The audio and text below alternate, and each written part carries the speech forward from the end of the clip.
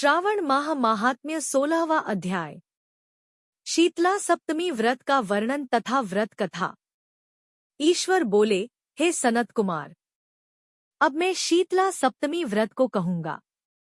श्रावण मास में शुक्ल पक्ष की सप्तमी तिथि को यह व्रत करना चाहिए। सबसे पहले दीवार पर एक वापी का आकार बनाकर अशरीरी संजक दिव्य रूप वाले 7 जल देवताओं, 2 बालकों से युक्त पुरुष संजक नाटी, एक घोड़ा, एक वृषभ तथा नर वाहन सहित एक पालकी भी उस पर बना दे। इसके बाद 16 उपचारों से 7 जल देवताओं की पूजा होनी चाहिए। इस व्रत के साधन में ककड़ी और दध्योदन का नैवेद्य अर्पित करना चाहिए। उसके बाद नैवेद्य के पदार्थों में से ब्राह्मण को वायन देना चाहिए। इस प्रकार 7 वर्ष तक इस व्रत को करने के बाद उद्यापन करना चाहिए। संपूर्ण श्रावण मास पुराण कथा और महात्म्य। इस व्रत में प्रत्येक वर्ष 7 सुवासिनियों को भोजन कराना चाहिए। जलदेवताओं की प्रतिमाएं एक सुवर्ण पात्र में रखकर बालकों सहित एक दिन पहले सायंकाल में भक्तिपूर्वक उनकी पूजा करनी चाहिए। प्रातःकाल पहले ग्रह होम करके देवताओं के निमित्त चरु से होम करना चाहिए। जिसने पहले इस व्रत को किया और उसे जो फल प्राप्त हुआ उसे आप सुने। सौराष्ट्र देश में शोभन नामक एक नगर था।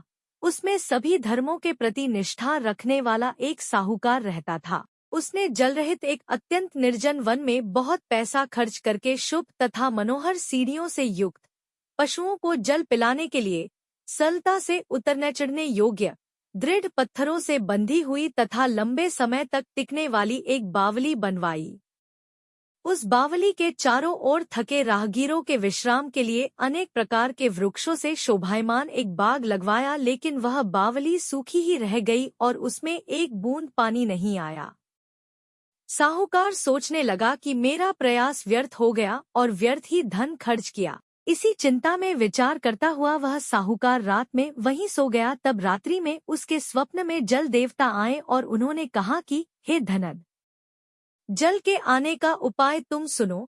यदि तुम हम लोगों के लिए आदरपूर्वक अपने पौत्र की बलि दो तो उसी समय तुम्हारी यह बावली जल से भर जाएगी। यह सपना देख साहूकार ने सुबह अपने पुत्र को बताया। उसके पुत्र का नाम द्रविण था और वह भी धर्म कर्म में आस्था रखने वाला था।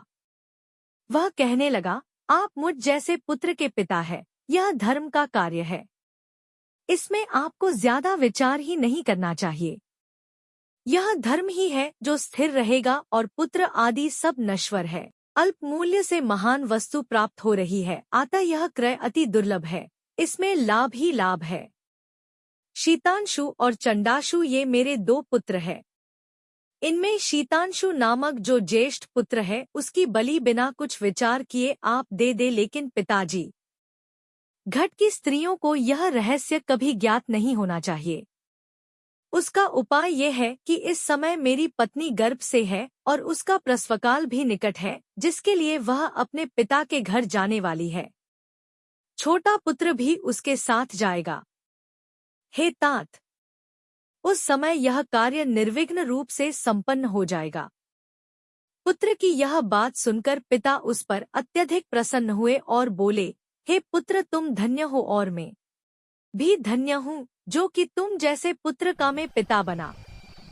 इसी बीच सुशीला के घर से उसके पिता का बुलावा आ गया और वह जाने लगी। तब उसके ससुर तथा पति ने कहा कि यह ज्येष्ठ पुत्र हमारे पास ही रहेगा, तुम इस छोटे पुत्र को ले जाओ। इस पर उसने ऐसा ही किया। उसके चले जाने के बाद पिता पुत्र ने उस बालक के शरीर में तेल का लेप किया और अच्छी प्रकार स्नान कराकर सुंदर वस्त्र व आभूषणों से अलंकृत करके पूर्वाषाढ़ा तथा शतभिषा नक्षत्र में उसे प्रसन्नतापूर्वक बावली के तट पर खड़ा किया और कहा कि बावली के जलदेवता, इस बालक के बलिदान से आप प्रसन्न हो। उसी समय वह बावली अमृततुल्य जल से भर गई। वे दोनों पिता पुत्र शोक व हर्ष से युक्त होकर घर की ओर चले गए। सुशीला ने अपने घर में तीसरे पुत्र को जन्म दिया और 3 महीने बाद अपने घर जाने को निकल पड़ी। मार्ग में आते समय वह बावली के पास पहुंची और उस बावली को जल से भरा हुआ देखा तो वह बहुत ही आश्चर्य में पड़ गई। उसने उस बावली में स्नान किया और कहने लगी कि मेरे ससुर का परिश्रम व धन का व्यय सफल हुआ। उस दिन श्रावण माह के शुक्ल पक्ष की सप्तमी तिथि थी और सुशीला ने शीतला सप्तमी नामक शुभ व्रत रखा हुआ था। उसने वहीं पर चावल पकाए और दही भी ले आई। इसके बाद जल देवताओं का विधिवत पूजन करके दही, भात तथा ककड़ी फल का नैवेद्य अर्पण किया तथा ब्राह्मणों को वायन देकर साथ के लोगों के साथ मिलकर उसी नैवेद्य अन्न का भोजन किया।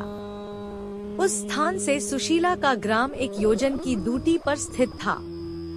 कुछ समय बाद वह सुंदर पालकी में बैठ दोनों पुत्रों के साथ वहां से चल पड़ी। तब वे जलदेवता कहने लगे कि हमें इसका पुत्र जीवित करके इसे वापस करना चाहिए, क्योंकि इसने हमारा व्रत किया है, साथ ही यह उत्तम बुद्धि रखने वाली स्त्री है। इस व्रत के प्रभाव से इसे नूतन पुत्र देना चाहिए। पहले उत्पन्न पुत्र को यदि हम ग्रहण किए रह गए तब हमारी प्रसन्नता का फल ही क्या। आपस में ऐसा कहकर उन दयालु जलदेवताओं ने बावली में से उसके पुत्र को बाहर निकालकर माता को दिखा दिया और फिर उसे विदा किया। बाहर निकलकर वह पुत्र माता माता पुकारता हुआ अपनी माता के पीछे दौड़ पड़ा। अपने पुत्र का शब्द सुनकर उसने पीछे मुड़कर देखा। वहां अपने पुत्र को देखकर वह मन ही मन बहुत चकित हुई। उसे अपनी गोद में बिठाकर उसने उसका माथा सूंघा, किंतु यह डर जाएगा, इस विचार से उसने पुत्र से कुछ नहीं पूछा। वह अपने मन में सोचने लगी कि यदि इसे चोर उठा लाए तो यह आभूषणों से युक्त कैसे हो सकता है, और यदि पिशाचों ने इसे पकड़ लिया था तो दोबारा छोड़ क्यों दिया। घर में संबंधी जन तो चिंता के समुद्र में डूबे होंगे। इस प्रकार सुशीला सोचती हुई वह नगर के द्वार पर आ गई। तब लोग कहने लगे कि सुशीला आई है। यह सुनकर वे पिता पुत्र अत्यंत चिंता में पड़ गए कि वह ना जाने क्या कहेगी और उसके पुत्र के बारे में हम क्या जवाब देंगे।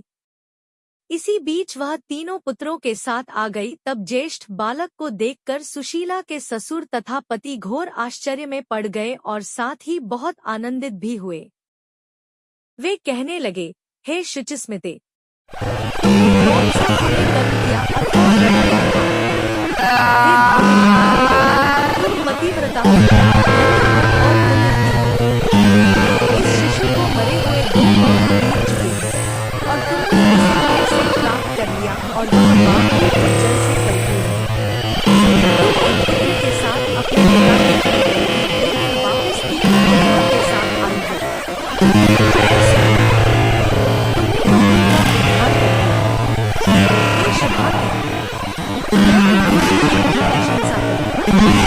इस प्रकार ससुर ने उसकी प्रशंसा की, पति ने उसे और सास ने उसे आनंदित किया। उसके बाद उसने मार्ग के पुण्य का समस्त वृत्तांत सुना। अंत में उन सभी ने मनोवांछित सुखों का उपभोग करके बहुत आनंद प्राप्त किया। हे वत्स, मैंने इस शीतला सप्तमी व्रत को आज से कह दिया। इस व्रत में दधी ओदन शीतल, ककड़ी का फल शीतल और बावली का जल भी शीतल होता है तथा इसके देवता भी शीतल होते हैं। आखिर शीतला सप्तमी का व्रत करने वाले तीनों प्रकार के तापों के संताप से शीतल हो जाते हैं। इसी कारण से यह सप्तमी शीतला सप्तमी इस यथार्थ नाम पाई है। इस प्रकार श्रीस्कंद पुराण के अंतर्गत ईश्वर सनत कुमार संवाद में श्रावण मास, माहात्म्य